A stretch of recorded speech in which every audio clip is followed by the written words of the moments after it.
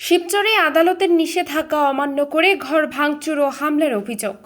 মাদারীপুরের শিবচর উপজেলার বাঁশকান্দি ইউনিয়নের মির্জারচর শিকদারকান্দি এলাকায় আদালতের নিষেধাজ্ঞা অমান্য করে ঘর ভাঙচুর ও হামলার অভিযোগ উঠেছে। জানা যায়, গত ৯ মার্চ ২০২৫ তারিখে মির্জারচর গ্রামের আব্দুল জলিল শিকদার, উমেদপুর ইউনিয়নের চর কমলাপুর গ্রামের শাহজাহান শিকদার গংদের বিরুদ্ধে একটি দেওয়ানি মামলা দায়ের করেন। মামলার প্রেক্ষিতে চলতি বছরের ১৬ অক্টোবর ইউনিয়ন ভূমি অফিসার উক্ত জমিতে ১৪৪/১৪৫ ধারা জারি করেন।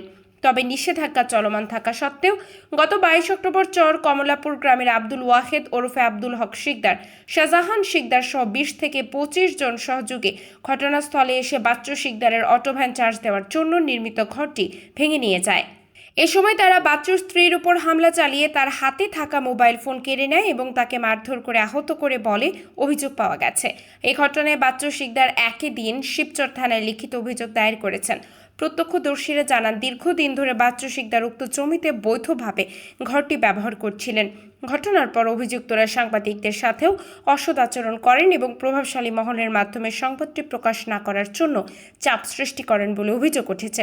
শিবচর থানার ভারপ্রাপ্ত কর্মকর্তা ওসি রকিবুল ইসলাম জানান, বিষয়টি আইনি প্রক্রিয়াধীন রয়েছে। এই ঘটনায় স্থানীয়দের মধ্যে ক্ষোভ দেখা দিয়েছে এবং প্রশাসনের দ্রুত হস্তক্ষেপ দাবি করেছেন ভুক্তভোগী পরিবার ও এলাকাবাসী।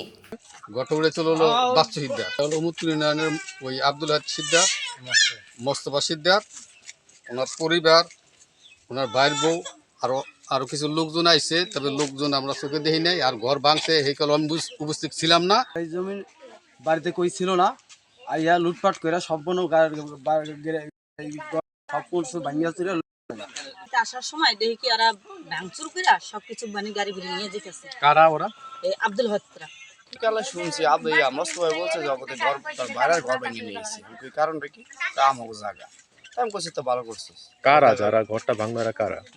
মোস্তফাই যে ঘর ভাঙছে ওই বলছে যে তার বাইরের ঘর ভেঙে নিয়েছে।